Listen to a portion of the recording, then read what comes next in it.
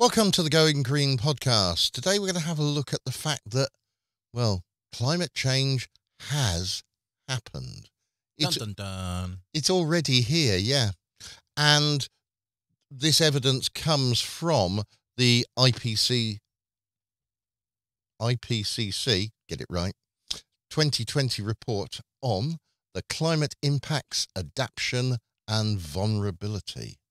And basically, to summarize, it makes really grim reading.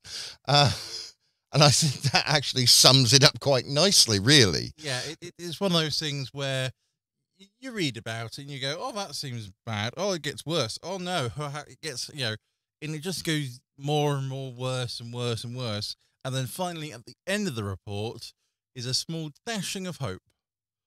Otherwise, filled with, if you don't do anything, we're all doomed. And at the moment, in the present sort of climate, things are actually looking a lot worse.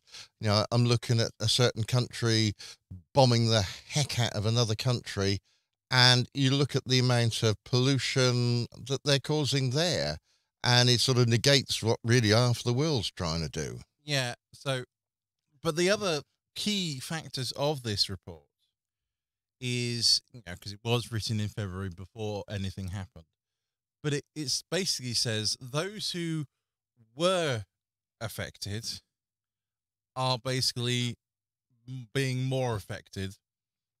Yeah. Whereas those who aren't being affected weren't. And so it's one of those things where it's just a way to say, we need to work out ways to help those who were at risk, because they are now at risk, in redeeming to making sure everything's So they've come up with 6 basic points, haven't they? The summary of the report is that, number 1, climate impacts are already more widespread and more severe than were basically predicted. Yes. And we've seen that over the last year. We've seen floods in Europe. We've seen fires in Europe. We've seen fires in Australia. And we've seen fires, very high temperatures in the United States. And then the countries that don't seem to get a mention, sort of Africa, really struggling because of drought and sort of rains failing in places like Madagascar, and the whole population there maybe is sort of on the brink of collapse simply because of little or no water. Yeah, so it is one of those things. It is quite devastating to hear all this in regards to, all the problems that we're saying, and it's one of those things where you look at all the people who are denying all this, and the answer is, can you not see all these floods are happening? And all the, you just sort of like laugh at people who just say, oh, it doesn't happen, it's not happening, sort of going, all right. But it is happening. Yeah. And we've seen it, and we've got lots of evidence. And we're now, number 2, we're locked into an even worse set of impacts from climate change in the near term, because basically everyone's been sitting on the fence and haven't been doing anything. There have been an awful lot of talk. You listened to COP26, and there was all this stuff about people saying that they will do this and they're going to set targets by 2050. Yeah, good. Well done. Except we've got it now. And instead of setting targets for that far in advance, targets needed to be set for now. And if you haven't done it for now, then we've got to set them really soon. And I suppose the only possible good thing that might be coming out of this war in Ukraine is that Europe is waking up to the fact that they're getting all this gas and oil from Russia, which they don't want. And they're saying, well, let's not necessarily go and get gas and oil from anywhere else, but let's push on with our change in sort of renewables. In the short term, I think things are going to get worse. They're going to have to use a bit more coal. They're going to have to use a bit more oil from other places to try and keep themselves going. Yeah, well, it's in regards to say the UK for this, we're going off to talk to Saudi Arabia about having more oil and gas to keep basically so to not use Russian gas and oil, but use Saudi gas and oil. Now, you're just replacing tit for tat there. You're not decreasing the amount of oil usage. You're just swapping supplier so that you're not funding, you're not funding the war, but you're not actually decreasing the amount of things you're doing. You're just moving it, you're shifting, I wouldn't say shifting the blame, but you're shifting the problem onto someone else, or those sorts of things, which admittedly doesn't seem sort of that good in the long run. You hear all the eco groups complaining violently, sort of, just for doing this tit for tat. But the major point that Everly keeps making about this is, of course, we need this sort of transition period to go clean. The problem is that transition period should have already happened, and basically people and the governments have been sitting on their hands, not doing it. And now we should have transitioned off of it. They've gone, oh no, we need to do something. Because they've only realised now that it's actually happened that, we should have listened to the evidence, but they didn't, because they were arguing that, well, we don't want to do this because it's going to cost money, it's going to cost effort, it's going to cost, and we've only got one world, and Earth 2 is not a possibility. We've got to do something with the one that we're in. So we're going to see this year more than we had last year. We're going to see more floods. We're going to see more fires. We're going to see more, probably of everything, higher temperatures. We're looking at what's going on in Australia at the moment. It's not making the news, sadly, but there are big floods in Australia causing, death. Well, and it's one of those sad things to report, is the fact that sort of lots of these things could have been mitigated earlier, and so subsequently, instead of now spending money on prevention, which is a lot cheaper, you're now having to supply more money on trying to sort the problem out. Whereas if you put the small money in initially, so this is silly things like, let's build a seawall, let's put a seawall a foot higher or something daft like that. How much of that might have prevented all the things. It's all these prevention, once again, does save lives, but people haven't been willing to actually put in the money, put in the prevention, and actually decrease the risk. And so, unfortunately, the risks, or more precisely, those who thought they weren't at risk, are now in the at-risk, or the at-risk category, or has expanded. It's estimated to nearly be 3.6 billion people who are now who have moved into this at-risk category. And it's saying that the proportion of people from, I say, developed countries has actually gone massively up.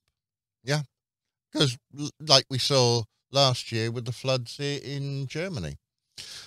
We've got then problems, though, like in countries still like Australia, who are still exporting coal. There was that little, I don't know if you would call it a publicity stunt, where that guy tried to buy up a coal mine and close it down, and the government literally stopped him. But it is, in many ways, it was the right sort of idea, and it's the right sort of thing that we've got to try and do.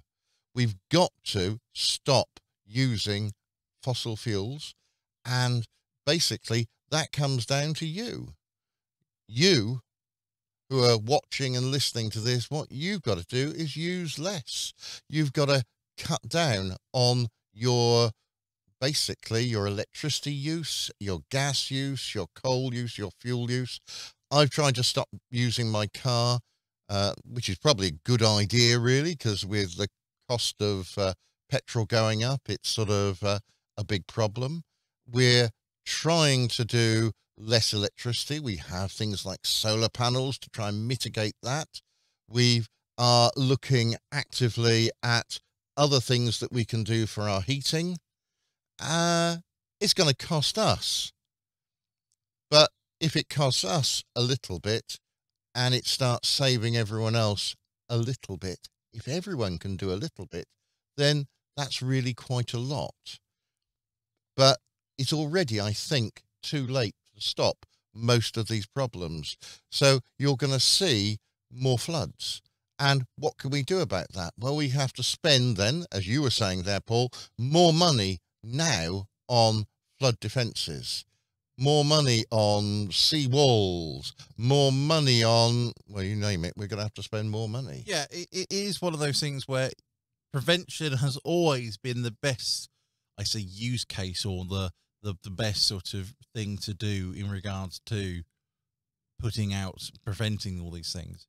But of course, people haven't, because it's always more like, it's never going to happen to us. It's the studies sort of say not towards us, but one of the major problems, they say, well, in reducing all these things, we can't do it because the technology's not there, or things aren't there. And the answer is, well, that's been due to lack of investment. Yeah. Now, you then ask, all right, so who has been investing? The answer is not the right people. And you say, all these quirky small firms have been trying to do this because obviously they can see they're trying to get in the action on the ground early, so they can get all these lovely incentives. But you've got big companies, who are raking in the profits currently at the moment, who say, we're heavily investing in doing all these things, except they're not. Their investments haven't increased. They merely have, stayed the same. They invest in new things with the same pot of money. They're not sort of saying, right, we're going to divvy up all the profits. So, instead of giving our shareholders all the money, we're going to invest it in, which is a major problem. I know there's a, I was going to say, and if you don't invest your money, you might not have your shareholders, because with the floods and the fires, you might actually start losing them. Well, yeah, that's one of those things. No, but they were talking about in America trying to change some of the regulations of business practices in relation to how much money can be given as dividends, and you must sort of, if you invest it, you don't get punished as much.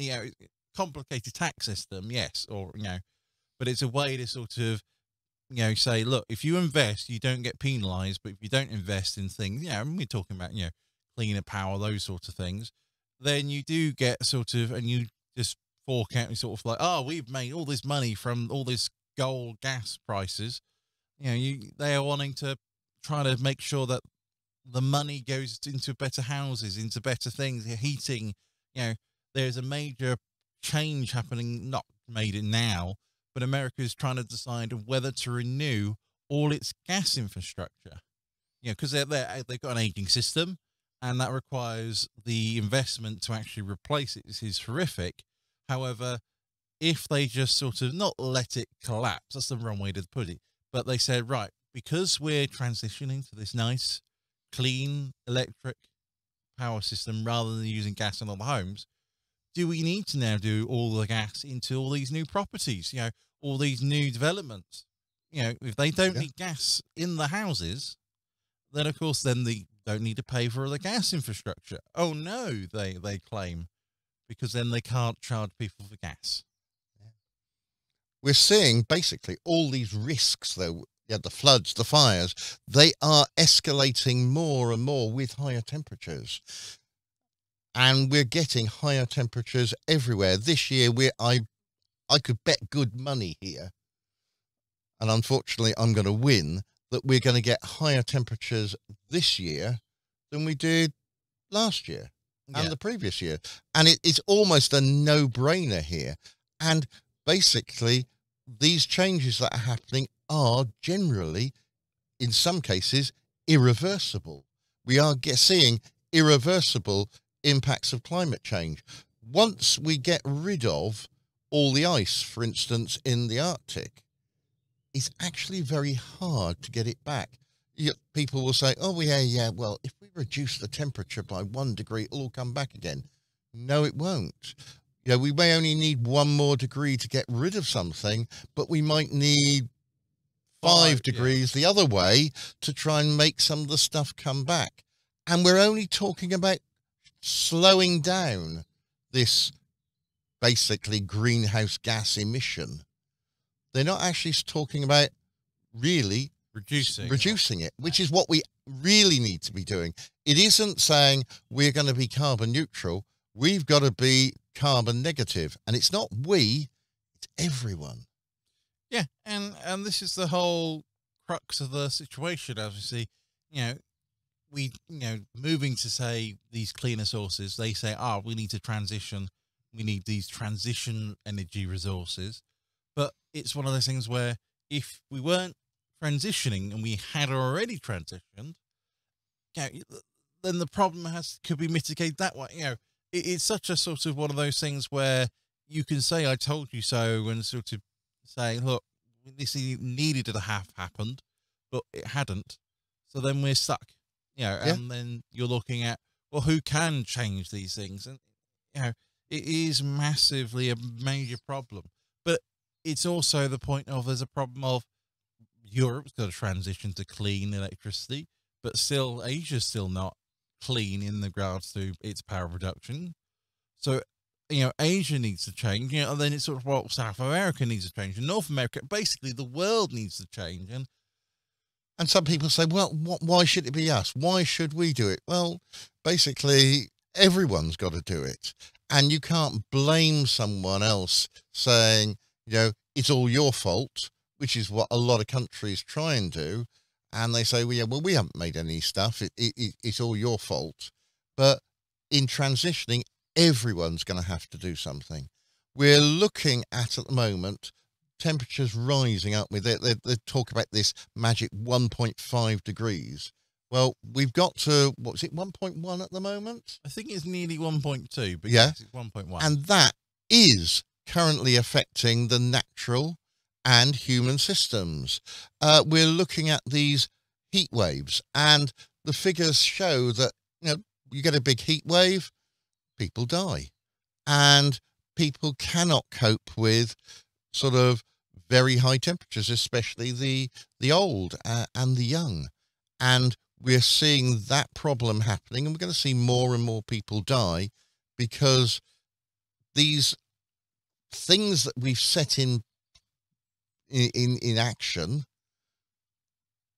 aren't going to mitigate these temperature rises at all. We're still looking at 2 degrees.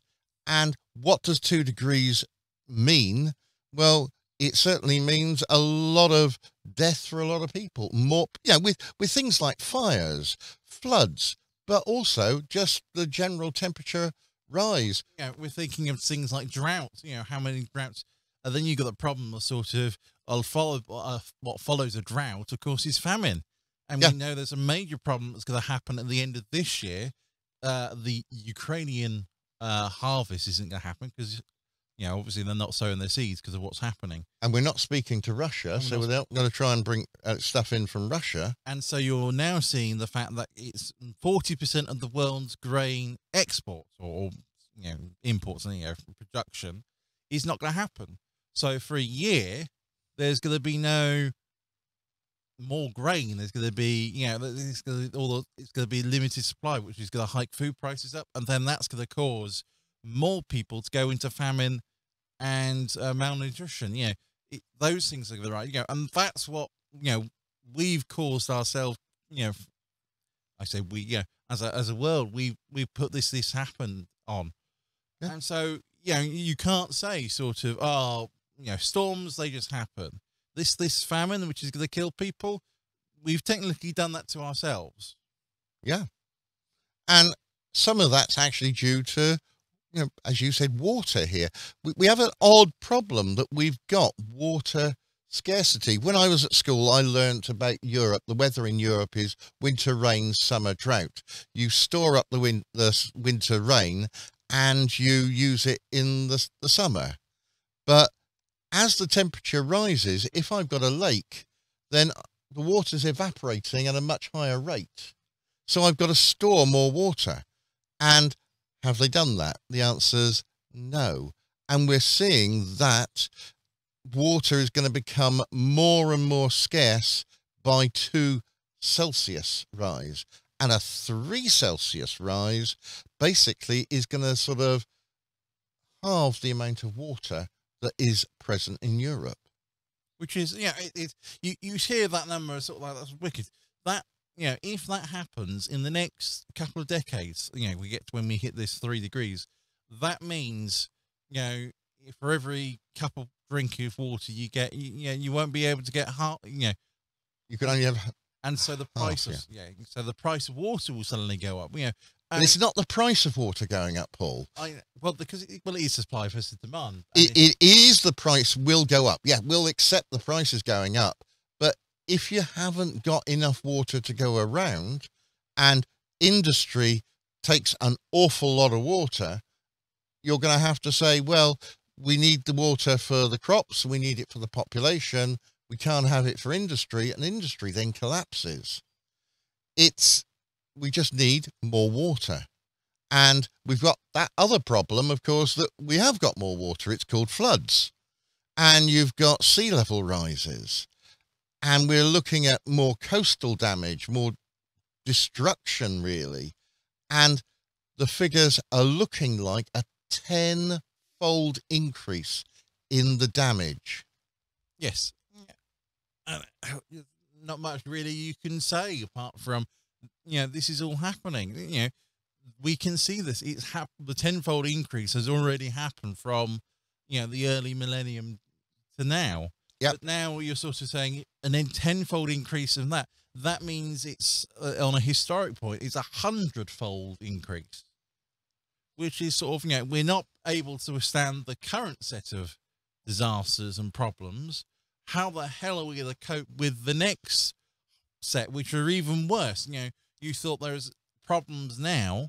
Wait till you get to the next sort of decades where suddenly those problems you see, oh, those are easy.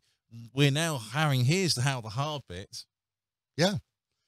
Basically, we're looking at countries like Southern Europe. They have not planned and done enough to avoid all this extra risk beyond this 1.5 Celsius rise.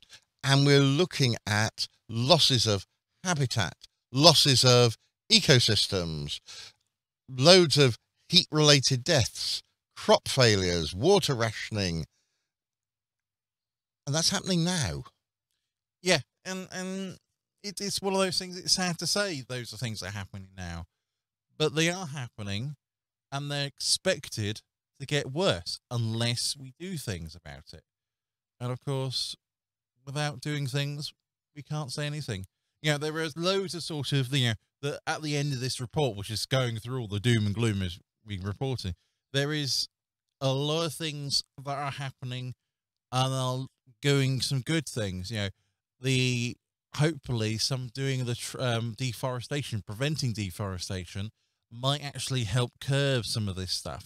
It's one of the things where all the floods, if you plant a tree to help solidify the soil, suddenly you don't get as harder flooding, but more importantly, you don't get also the landslides, the devastation caused by the excess flooding because the roots are stabilizing the ground and so forth. So, it is one of those things where by committing to small ideas, sort of not necessarily, I say planting trees, that's the wrong way to do it, but sort of using nature to prevent more catastrophes and sort of, as you sort of help repair, sort of prevent the disasters were coming up, you're actually helping to decrease the chances of it getting worse. So, it's one of those things where the actions now could have a really deep impact later down the line, So it is one of those things where, although there's all this doom and gloom that's already happening now, the answer is if we act now, we might be able to save the future. It's sort of. I'm going to disagree with you here, because if I look at the 6th finding of this IPCC report, it says some of the impacts of climate change are already too severe to adapt to. And the world needs urgent action now to try to address these losses and damages, but they're only going to mitigate some of them. They're not going to stop them. We're already, too far down the line. Yeah, there's not much really you can say. It's just a major problem in that regard of it's just, it's happened. We just have to live with it. But it's sort of, if we could live with what we've done so far, we can't live with it getting worse. Yeah. Whilst we're reporting from apparently a rainstorm. Yes, it is raining very heavily here. That's the noise you can hear. It isn't sort of some sound problem we're having. This is a rain problem that we're having, lots of it. We're going to have to adapt to a lot of these new changes, though, and it isn't talking about making adaptations to these changes. It is actually doing it now. We've got to find solutions. There are some out there, but we've got to do things to sort of help those that can't necessarily afford or won't help themselves. And we're going to have to sort of bully them, I suppose, really, and make them sort of do things, because unless everyone does it, as we've said, problems are going to get worse and worse. Yeah, and there's no point in doing, this is the whole crux of the problem. There's no point doing a little bit if there's a major problem down the line. If say the developed West changes, but the East doesn't, then it's sort of, what was the point of the West doing all this stuff? Everybody's going to do it, and that's involving other countries, countries that are not, they say not really interested, that's the wrong way to describe it, but countries that sort of go, I don't really, we're trying to keep our economies going, drive our economies up. And that's the major concern, is sort of, we can't drive our economies up, and do all this. You've got to help us. And the answer is you've got to help yourself, which is a problem. But there are some things that you can't help yourself. We're looking at problems, for instance, in North America. One of the problems in North America is, it's called the breadbasket of the world, and they're looking at the climate change there is affecting what crops are growing. Climate changes are shifting basically the agriculture north, because it's getting sort of too hot down in the south and it's getting warmer up in the north. And so we've got a climate change shifting north in America, which is affecting the agriculture. You've got the climate change there also affecting the fishing, and it's going to basically intensify all these sort of production losses. And this is going to be a big problem, because not only have we got Ukraine and the USSR with their war problem, we've got America also with a problem, and Canada. And that means that, are they going to be able to export more food to help the rest of the world? And the answer is, well, probably not.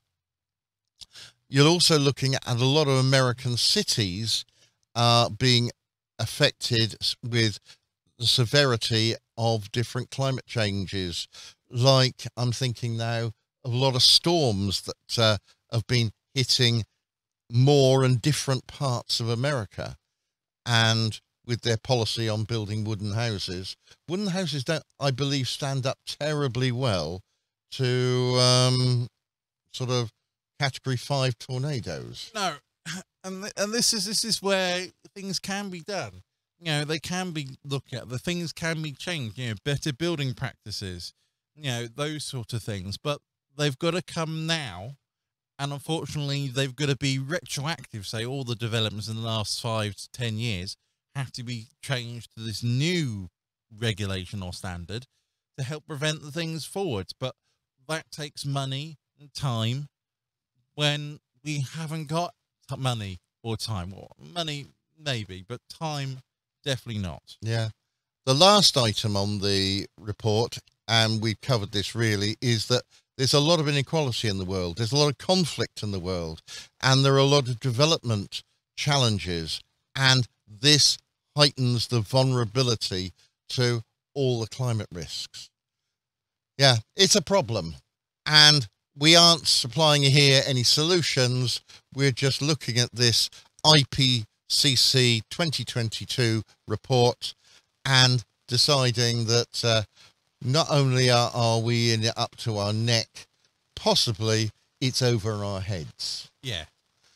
Well, with that, we're going to say goodbye. We're going to leave you from this rainstorm that we're sitting through, flooding us at the moment. And we will see you next time on our Going Green podcast. Until then, goodbye from me. Right. And a goodbye from me.